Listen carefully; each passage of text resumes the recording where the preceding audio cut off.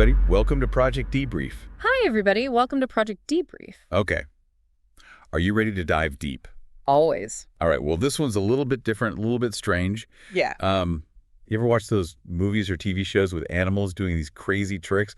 Dolphins, like, jumping through rings of fire, dogs doing backflips on command? It makes you wonder, right? What's really going on behind the scenes? Well, apparently some of that animal stuff, especially during the Cold War, wasn't too far off from what was happening in the real world. Things got pretty interesting, to say the least. Our deep dive today comes from Smithsonian Magazine. It's an article called "The CIA's Most Highly Trained Spies Weren't Even Human." It was published back in 2013. Yeah. We're going to uncover this world where those silly animal acts, those tricks, had some surprising ties to Cold War spycraft. Get ready. It's a wild ride. Hold on. Dancing chickens as spies. Tell me more about this IQ zoo. Okay, so picture this. A tourist trap in Arkansas, all bright lights and, those quirky shows. But behind the scenes, it was actually a pretty important place for, groundbreaking animal training and their secret weapon, B.F. Skinner's operant conditioning. Operant conditioning. So not just random tricks, but actual science going on. Yeah. But how do you go from chickens playing baseball to, real espionage? That's where the magic of operant conditioning comes in. See, the IQ Zoo wasn't just about entertainment. They very carefully documented their training protocols, breaking down complex actions into these tiny, rewardable steps. It's kind of like, teaching a dog to shake, but on a much bigger scale. So they figured out you could teach a pig to play piano using the same techniques you'd use to train an animal for, say, a secret mission. Exactly. And the CIA noticed this. They saw the potential of using these highly trained animals for things humans just couldn't do. So, how did this actually work in real life? Well, take Bob Bailey, for example. This guy was a legend in the animal training world. Okay. He actually started with the Navy's dolphin program, but then he teamed up with the folks at the IQ Zoo.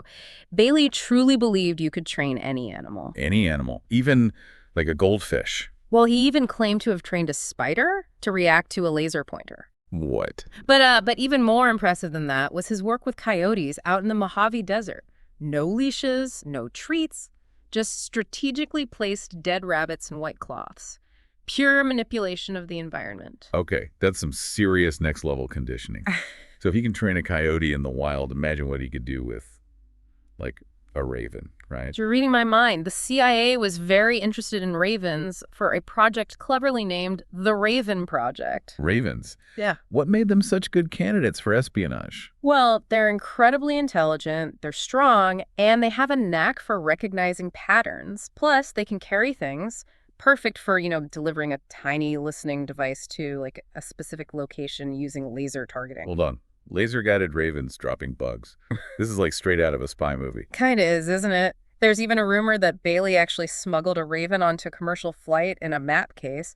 But, with these Cold War stories, it's hard to separate fact from fiction. Okay. Laser-guided ravens, that's already pretty wild. Yeah. But there's got to be more to this animal espionage thing, right? Oh, yeah, there's more. And this one might just take the cake for sheer weirdness. Have you ever heard of Acoustic Kitty? Acoustic Kitty? That sounds cuddly. What were they doing with cats? Cuddly is definitely not the word I'd use. Okay. Picture this. A cat, surgically implanted with a microphone in its inner ear and a transmitter in its rib cage, sent out to eavesdrop. They turned a cat into a walking, meowing, listening device. Yep. They even tried using ultrasonic signals to control its movements. Talk about ambitious. Okay, this is amazing. But I gotta ask, what went wrong? Did the cat, refuse to play along? There are a few different stories about what happened. The most famous one involves the cat being run over by a taxi during a field test. But that's probably not true. Okay. The truth is, we may never know. The official documents about Acoustic Kitty are heavily redacted, so the mystery continues. So a top-secret spy cat lost to history. Classic Cold War stuff. Mm-hmm. But hey, at least they tried, right? Yeah, they get points for creativity. For sure. And Acoustic Kitty wasn't their only experiment with animals. Remember Bailey's squab squad? Pigeons, with their incredible homing instincts, were trained to detect enemy ambushes. So feathered early warning systems. How did that even work? Well, the idea was that pigeons, with their keen eyesight and ability to fly over difficult terrain, could spot enemy movements that might go unnoticed by humans. Then they could relay that info back to base. Wow. pigeon air support. Who have thought? But you mentioned they even thought about using insects, like mosquitoes, as personnel detectors. Seriously, how would that even work? Well, it does sound crazy, right? But mosquitoes are incredibly sensitive to things like body heat and carbon dioxide, which we humans emit. Yeah. The idea is to train them to, like, swarm around enemy soldiers, essentially creating a living, buzzing alarm system. Okay, that is straight out of science Yeah. fiction. It's amazing and also kind of creepy to think about what they were willing to try back then. It really shows the desperation and paranoia of the Cold War. They were willing to try anything and everything. But as technology got better, these animal espionage programs, they kind of faded away, right? Exactly. As listening devices got smaller and better and surveillance tech improved, they just didn't need animal spies as much anymore. Which, for the sake of the animals, that's probably a good thing. Agreed.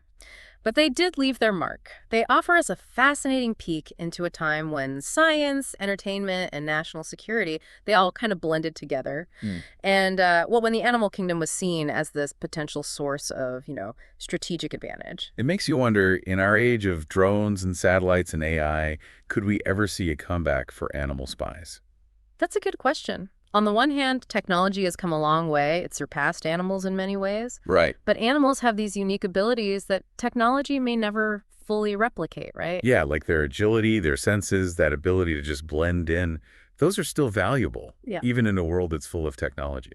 Exactly. So while the golden age of animal espionage might be over, it's not impossible to imagine animals playing a part in intelligence gathering again. Maybe in ways we can't even think of yet.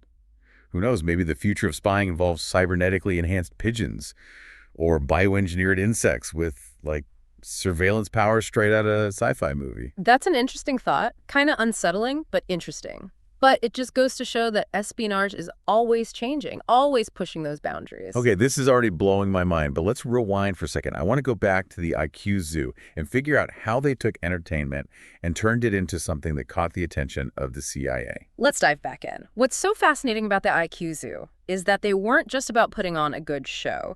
They were meticulous researchers, they documented every single step of their training, and they even published their findings.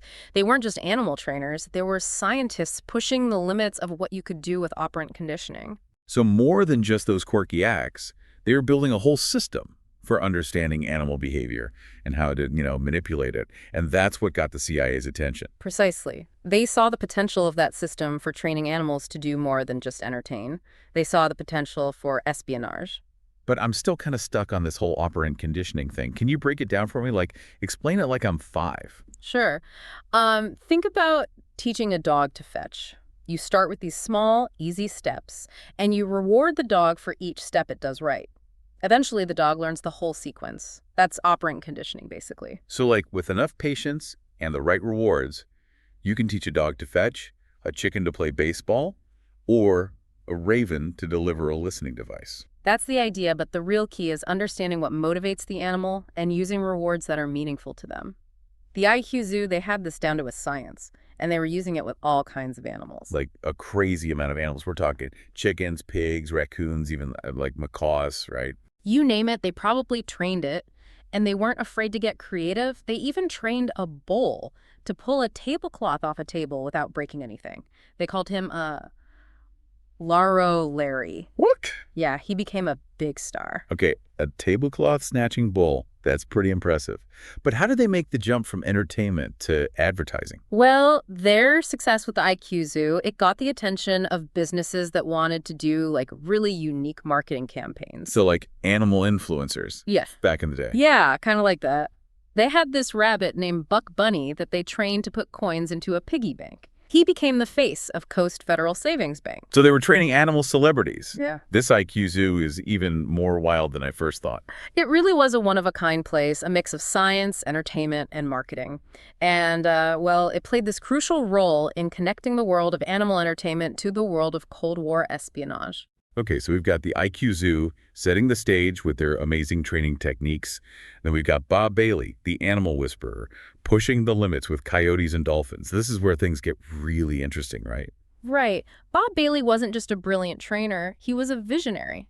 He saw the potential of animals for tasks that humans just couldn't handle, especially when it came to, like, underwater operations. Right, like his work with the Navy's dolphin program. Dolphins are incredibly intelligent, but Bailey was one of the first to explore their potential for, military stuff. He was actually the director of training for that program, which was all about training dolphins for all sorts of things, like detecting mines, retrieving objects, even guarding underwater installations. It's crazy to think that a program like that actually existed. It sounds like something straight out of James Bond. Oh, it was a real program with real-world implications, and it wouldn't have been possible without Bailey's expertise both in animal training and dolphin behavior. So, how did he train them? Did he Well, use the same operant conditioning as the IQ Zoo? he did, but he also understood that dolphins are social creatures, They love interaction and play. So he incorporated those elements into his training, making it more engaging and effective. So, he made dolphin training fun. Sounds like a pretty sweet gig. Bailey had a deep respect for dolphins, and he really fought for their ethical treatment. He understood they were capable of complex emotions and deserved to be treated with respect. Which is really important, especially when you're training them for potentially dangerous tasks. Absolutely. And Bailey's work with dolphins actually paved the way for other marine mammal training programs that are still going on today. They use the same principles of operant conditioning. His legacy in that field is, well, undeniable. Okay, so we have the IQ Zoo. They were focused on entertainment and, really careful research. And then we have Bob Bailey pushing the boundaries of what's possible with dolphins. Two seemingly different worlds coming together during this time of Cold War tension. It's this fascinating mix of science, entertainment, and national security, showing how animal training was in high demand. And it reminds us that the history of espionage is full of surprises. It often involves unconventional approaches and, unexpected players. Speaking of unconventional, remember Acoustic Kitty? Well, get ready to go deeper into that strange world. Oh, I'm all ears, or should I say whiskers. Tell me everything. All right, so Acoustic Kitty. This is like a perfect example of Cold War ingenuity, I guess, although a bit out there. Remember, back then they were desperate for anything that could give them an edge. And technology, well, it wasn't what it is today. So they thought, hey, cats are sneaky, let's make them into spies. But seriously, how did they even try to pull this off? Okay, so the idea was this. They'd surgically implant a microphone in the cat's inner ear and then a radio transmitter in its rib cage. And then they'd send the cat out to, well, eavesdrop on people. Okay, first of all, ouch, that sounds really invasive, probably not very comfortable for the cat. And second, how do you even train a cat to be a spy? That was the big question, wasn't it? Cats, they're independent, not exactly known for following orders. They did try using ultrasonic signals to try and, kind of steer the cat toward its target. Ultrasonic signals, like a remote control for a cat. That's kind of hilarious and kind of scary at the same time. So did it work? Did they ever actually use Acoustic Kitty out in the field? That's where the story gets a little fuzzy. There are different stories about what happened to the program. Some say the first Acoustic Kitty, it got hit by a taxi during a test run. Oh, no, poor kitty. But wait, didn't you say that was probably just a story? Right. The taxi thing is more of a legend, It's like a symbol of the project failing. The real truth is, well, it's a secret. The official documents are, they're heavily redacted, so we might never know what really happened to Acoustic Kitty. So a top-secret spy cat lost to history. Classic Cold War stuff.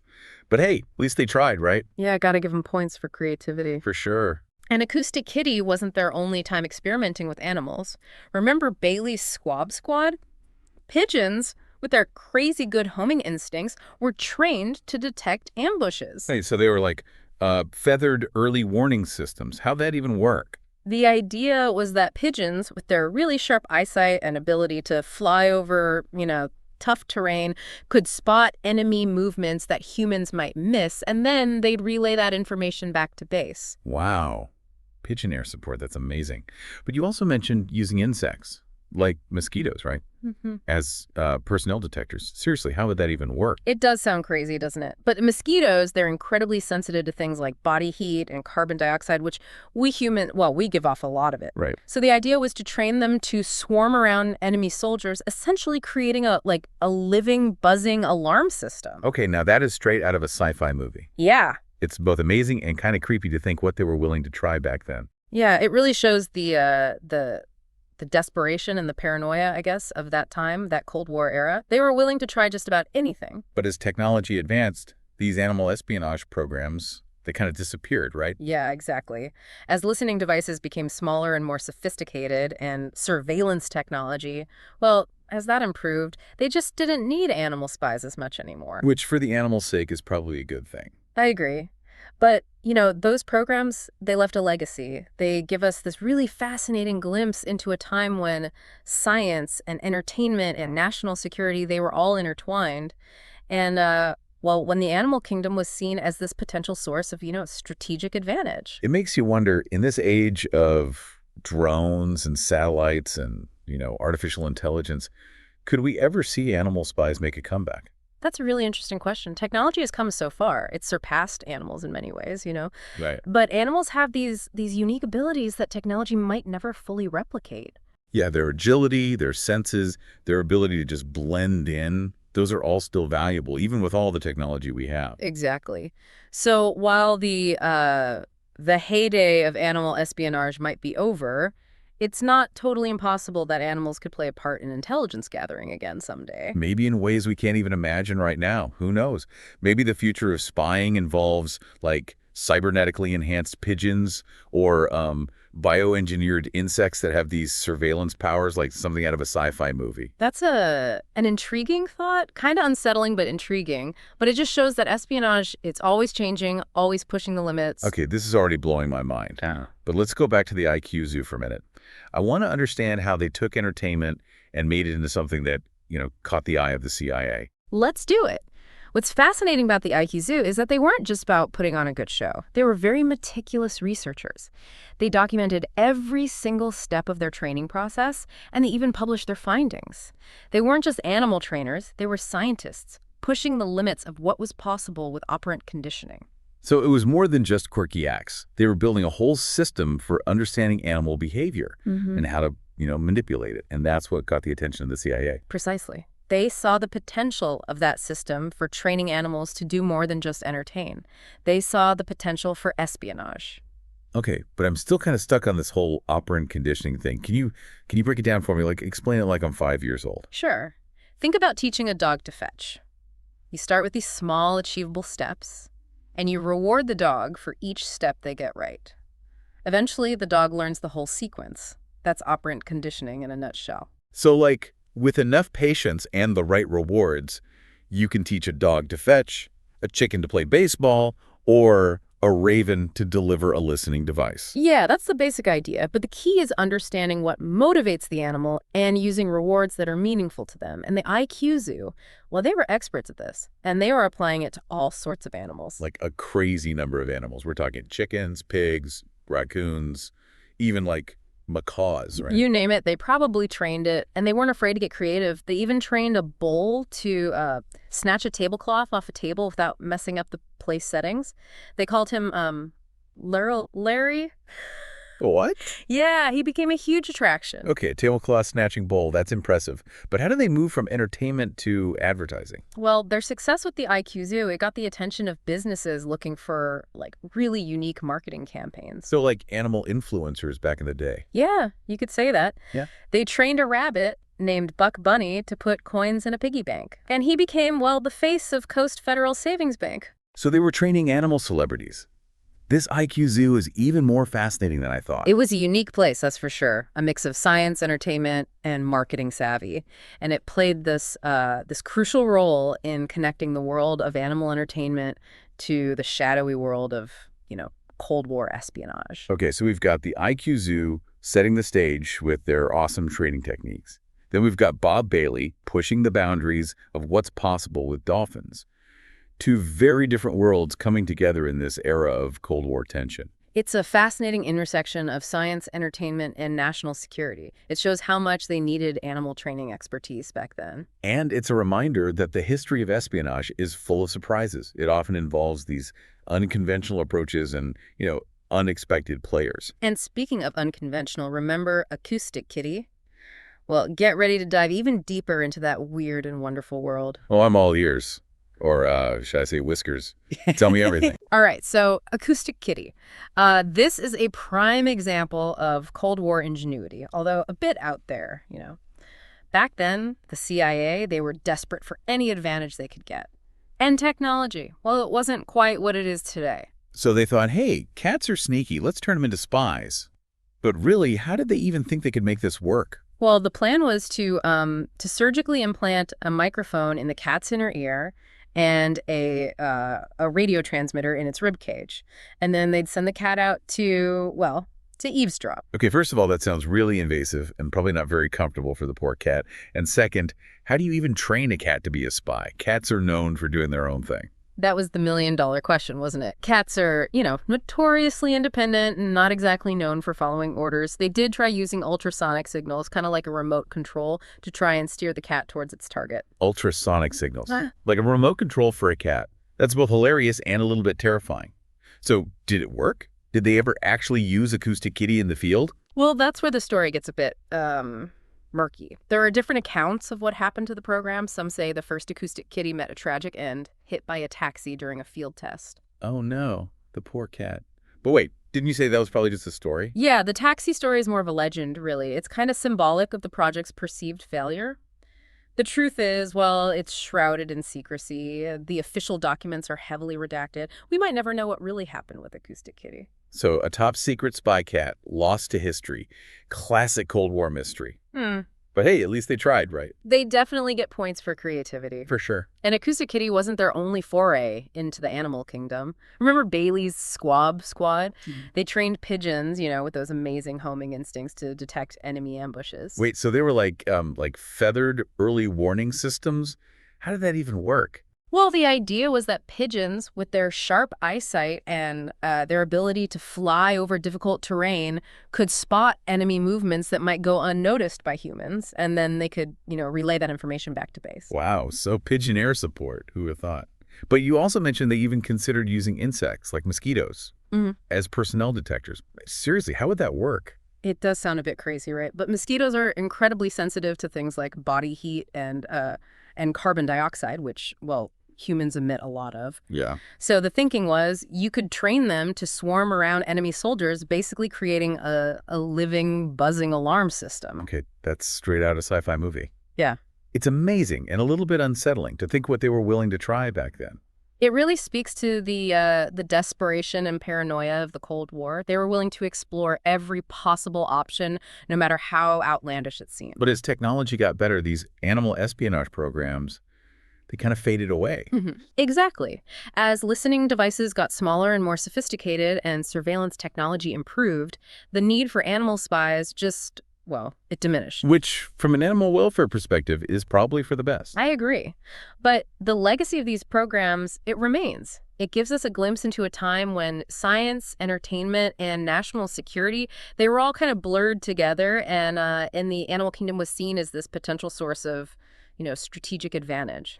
It makes you wonder, in this age of drones and satellites and artificial intelligence, could there ever be, like, a resurgence of interest in using animals for intelligence gathering? That's a fascinating question. On one hand, technology seems to have surpassed the capabilities of animals in many ways. But on the other hand, animals have these unique qualities that technology might never fully replicate. Like their agility, their senses, their ability to blend into environments. Those are still valuable assets, even in a world dominated by technology. Absolutely.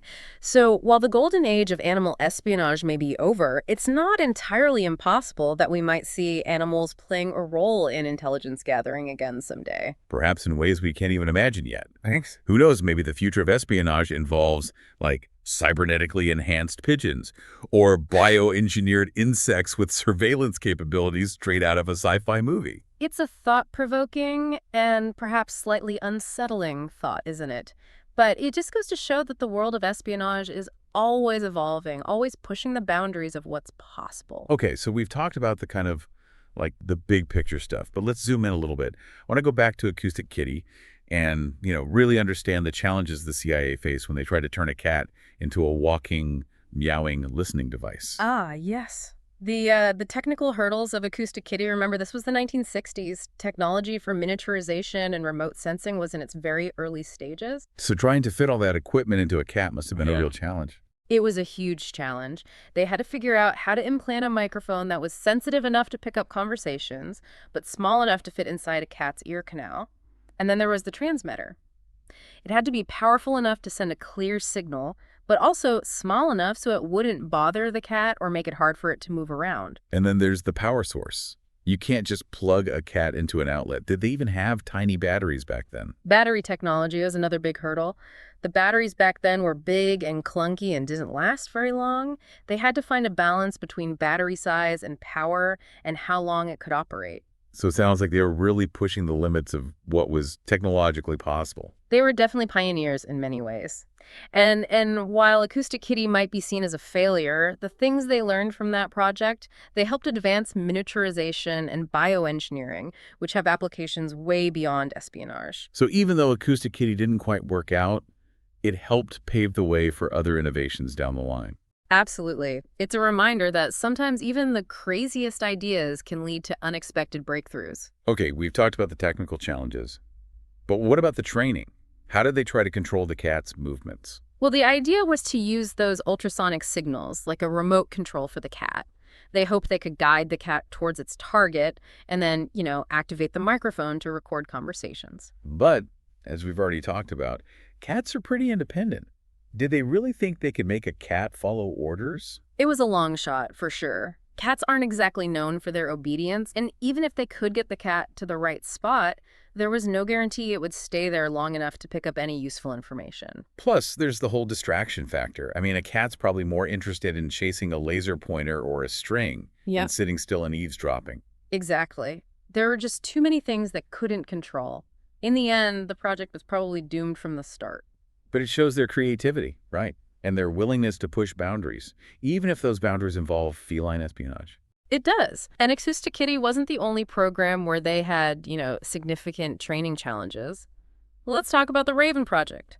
Even though they were using incredibly intelligent birds, they ran into some snags. Okay, laser-guided ravens dropping listening devices. What could go wrong? Oh, ravens, they're smart, but they're also easily distracted. They're curious creatures, and they have a tendency to, get sidetracked by shiny objects or interesting smells. So you're telling me they couldn't always be trusted to stay focused on the mission? Imagine training a raven to fly to a specific window ledge and drop off a tiny microphone, only to have it fly off to check out a discarded food wrapper. Okay, I can see how that would be a problem. And then there's the issue of reliability.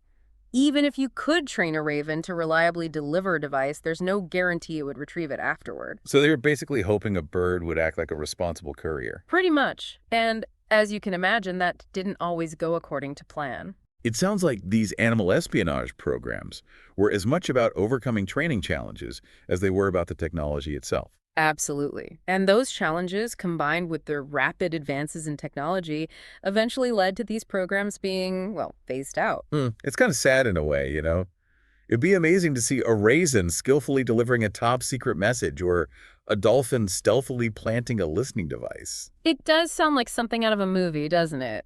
But in the end, technology turned out to be a more reliable and probably more ethical option. Okay, so we've explored the technical challenges and the training hurdles of these animal spy programs.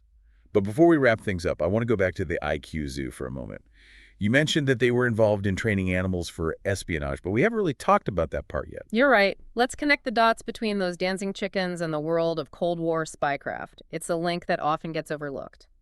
So how did the IQ Zoo go from entertaining tourists to training animals for the CIA? It all goes back to their meticulous approach to operant conditioning. They weren't just training animals for show.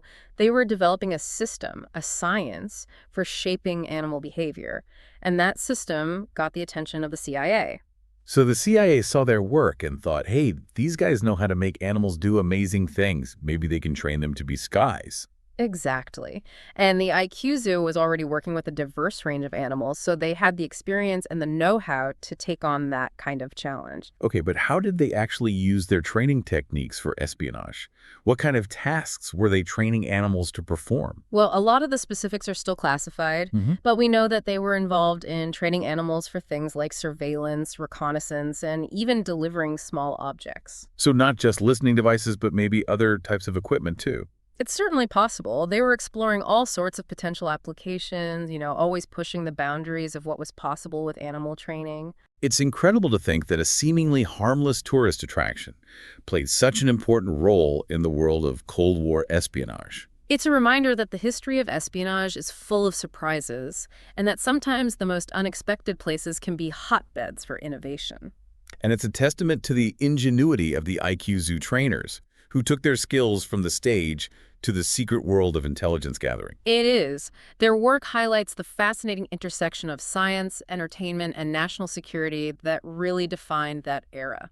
Okay, so we've covered a lot of ground today, from laser-guided ravens to spy cats and even mosquito alarm systems. We've delved into the technical challenges, the training hurdles, and the historical context that made all of these animal espionage programs possible. And we've seen how a seemingly ordinary tourist attraction like the IQ Zoo played a crucial role in, well, connecting the world of animal entertainment with the world of espionage. It's been quite a journey through the secret history of animal spies. It really has. But before we wrap things up, I want to talk about the elephant in the room. Or maybe the cat hiding in the shadows. All this talk about animal espionage makes you think about the ethics of it all, right? It does. Some of these programs, especially like Acoustic Kitty, they kind of make you question how far we should go using animals for our own, for our own goals. Yeah, it's true. Looking back, it's clear that some of those things they did back in the Cold War, well, they wouldn't be okay today. Our ideas about animal welfare, they've changed a lot. Right, like surgically putting a microphone in a cat. We wouldn't even consider doing something like that now. Exactly. We understand a lot more now about how those kinds of things can impact animals, both physically and psychologically. And we've realized that animals aren't just tools to be used and then forgotten. They're living beings with their own needs. For sure. The more we learn about animal cognition and sentience, the more we realize we have a responsibility to treat them ethically and humanely. So yeah, these Cold War animal spy programs, they're really interesting from a historical perspective, but it's important to remember the ethical side of things. Definitely. It's a reminder that as we keep exploring what's possible with animal training, whether it's for research, entertainment, or even national security, we have to put the well-being of the animals first. Well said. It's been a wild ride exploring this world of animal spies. Who knew there were so many crazy stories hidden in history? It's amazing what you can uncover when you really dig into a topic. We started with dancing chickens and ended up with laser-guided ravens and spy cats. And we learned that these programs weren't just, made up stories. They were a real part of history, a result of the challenges and the limitations of the Cold War. Absolutely. They represent this fascinating mix of science, technology, and national security, a testament to human ingenuity and maybe a reminder of how far we've come when it comes to ethics. So as we wrap up our deep dive, I'm left with this question. In a world of drones and satellites and AI, is there still a place for animal spies? That's a good question. On the one hand, technology has really advanced. It's surpassed what animals can do in a lot of ways. Right. But animals have these unique abilities that technology may never be able to fully replicate. Like their agility, their senses, their ability to blend in, those are still valuable, even with all the technology we have. Exactly. So while the big days of animal espionage might be over, it's not impossible that we might see animals involved in intelligence gathering again someday. Maybe in ways we can't even imagine. Who knows? Maybe the future of spying involves cybernetically enhanced pigeons or insects with surveillance powers, like something right out of a sci-fi movie. It's a thought-provoking idea, isn't it? A little unsettling maybe, but definitely thought-provoking. It just goes to show that the world of espionage is always changing, always pushing the boundaries. And one thing's for sure, the history of animal spies, with all its secrets and ethical questions, reminds us that the line between science fiction and reality, it's not always so clear. It's true, and it's a testament to human ingenuity and sometimes our eccentricities, The people who work in the shadows, they're always looking for new and creative ways to get ahead. Well, on that note, I think it's time to end our deep dive into the world of animal spies. It's been an eye-opening journey full of surprises and things that make you really think. And who knows, maybe years from now, we'll look back on this time and be amazed at how far technology has come, making those Cold War animal spies seem like ancient history. Or maybe, just maybe, we'll find ourselves looking to the animal kingdom again, drawing inspiration from nature to create new and unexpected ways of spying. Only time will tell.